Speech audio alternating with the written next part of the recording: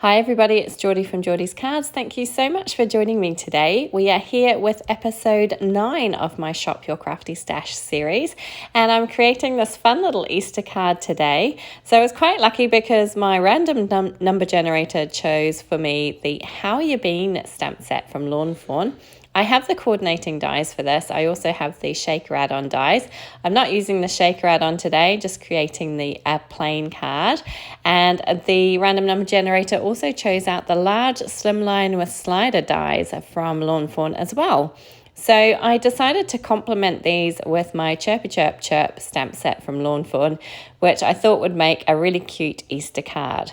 So I went ahead, coloured and cut out all of my images here, and I'm going to have my jar lying on its side. So I did a little bit of kind of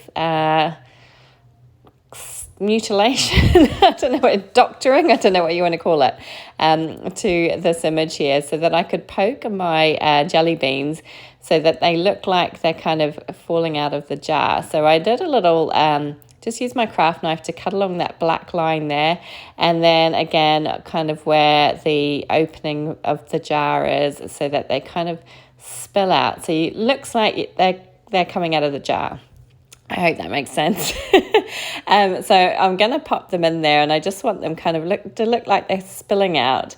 And so once I had them in place, I took out my liquid glue, and I just kind of popped some glue behind everything and stuck them all into place.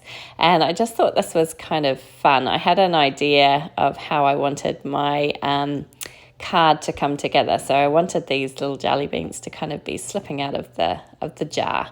So just once I'd finished with all of that, I kind of had a bit of a fiddle around with things and tried to place where I wanted everything to go. So I took the smaller of these stitched slimlines from that large slimline with sliders die set, and I'm going to place everything down. Now the jar on its side just fits into that slimline panel, so I thought it worked quite nicely.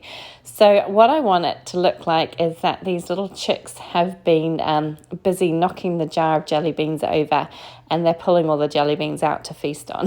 So I've got that one at the back there who's kind of pushed the jar over, and this guy, he's standing on the lid and is pulling the jelly beans out and passing them off to his friend on the corner there. So I kind of just wanted to see that everything was going to fit in nicely before I did anything further. So I have some individual jelly beans that I had coloured in as well, and I'm kind of just thinking about where I'm going to scatter them around. Finding it quite difficult to pick them up and move them into the right place, but I just wanted to get kind of a rough idea of where I wanted things before I moved on. So once I was fairly happy with the placement of everything, I went ahead and die cut a piece of Bristol Smooth cardstock using that slimline die, and I'm going to tape off the edges of this. Now this is something that I like to do when I'm doing some ink blending on these panels, so I just tape off the stitched edge so that when I remove that tape I get a nice white border all the way around. So I'm just using some pieces of masking tape that I had actually used on another project, but I just left them on my desk so that I could use them again, and they just fit once I'd fiddled around with them a little bit. And once they were in place, I took out some inks and did some ink blending. So I have the Lawn Fawn Grassy stencil here, and it's not quite long enough for a slimline. They do a slimline one, but I don't have that one, but I'm going to make this work. So I have some cracked Pistachio Distress Oxide ink, which I'm using to create my grass at the bottom here. And I'm just being careful not to go all the way to the end of the stencil so that I don't get kind of a line at the end there. And then I'm just going to shift it along and try and kind of make it work as best as possible, try and fit it in together so that it doesn't look too out of place. And then I'm just going to carry along to the end. And once that is done, I'm going to lift that up, and you will see there that I have a nice little grassy border at the bottom. So then I decided that I was going to try and mask that off and put some clouds in the sky, but I changed my mind about this. I decided to start at the top of my panel, and I was going to use the Lawn Fawn Cloudy stencil, but again, it's not big enough, and I remembered that I had this Pawsome Stamps All the Cloud stencil, which I thought would work better because it fits. So I'm using some Tumbled Glass Distress Oxide ink, and starting at the top, I'm inking on some clouds. Now, I just found this easier than starting at the bottom, and just twisting my stencil around as I go and creating a really nice soft kind of spring palette here. So I didn't want lots of bright colors. It's spring. Spring always, for me, it's just all about pastel colors and shades. So yeah, soft colors for my background here today. So once I had done, I think I just did the 3 kind of layers of clouds, I took my stencil away and I brought that grassy stencil back in, and I'm going to use the kind of reverse of that stencil so that I cover up that grass, and I can use it so that I can ink blend my blue down to the bottom there so that I don't get that stark white contrast between the sky and the grass. So again, just being quite careful once I get towards the end here that I don't go all the way to the end of that stencil, because I don't want a kind of line where the stencil stops. And then I'm just going to shift it over again, line it up, and continue to the end of my panel.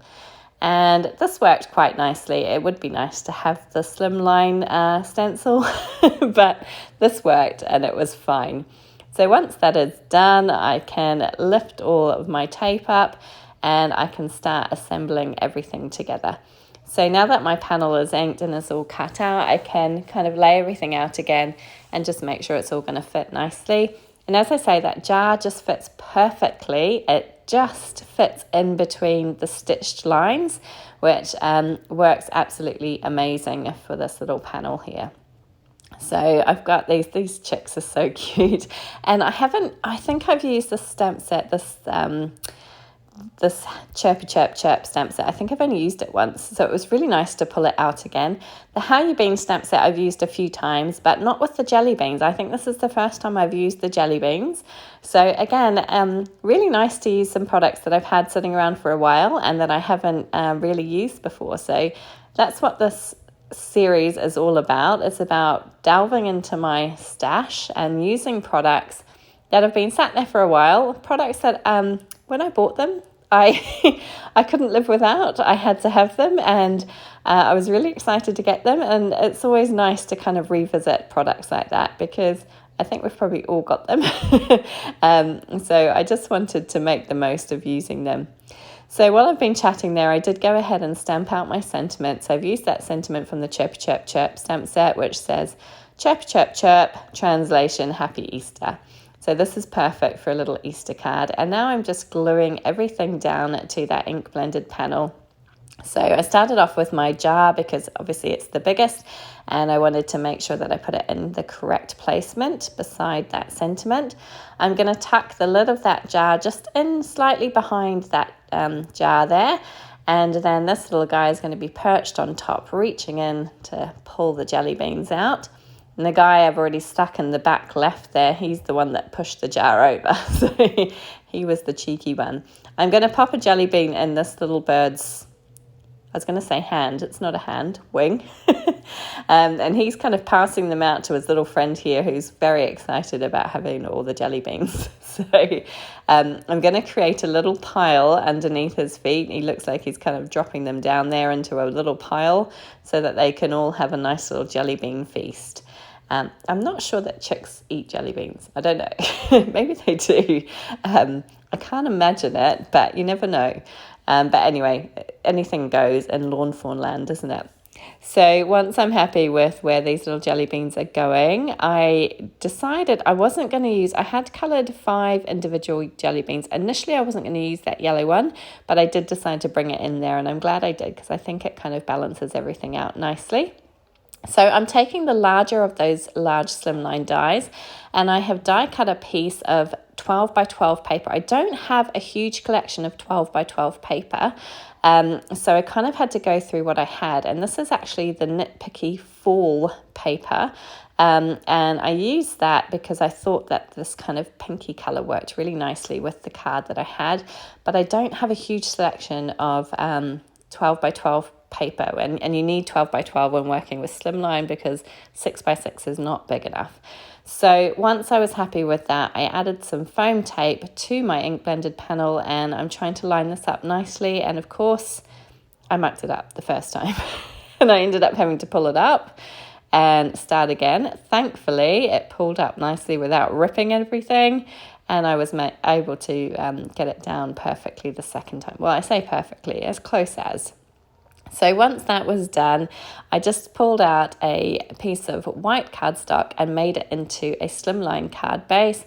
This measures 8.5 inches by 3.5 inches, and I'm going to go ahead and attach this panel down on top. Now this panel fills the entire card base, so I don't need to add anything else on here, and it just fits perfectly, and it's really, really sweet. And that was going to be it, but then I decided that I needed something else. So I decided to pull out my Stickles. I don't use this often enough, but I decided to use this. This is the crystal Stickles, and I just decided to go all the way around the edge of the jar to give it a little bit of a shine. I'm always really nervous about adding these kind of accents because I feel like I'm going to mess everything up. And it's a little bit nerve-wracking, isn't it, after you've gone to the trouble? And I think, well, I kind of felt like my card was looking quite cute at this point already. Probably didn't need to add the glitter, but I just felt like I wanted to add some glitter. So I went all the way around the edge of the jar, and then I'm just going over this little kind of bit at the top. And I decided to fill that whole space in at the top there with some glitter glue and just get it looking kind of shiny and glass-like. That was the idea. And once that was done, I left it at that. I had considered putting some of the jelly beans as well, but I decided to leave well enough alone, and that is it. My card is complete. So I thought this was a fun, cute one for Easter. I hope you enjoyed it. If you did, please do give it a thumbs up. Please leave a comment. I would love to hear from you. And please do subscribe to my channel. I'd love to see you come back and join me again. Thank you so much.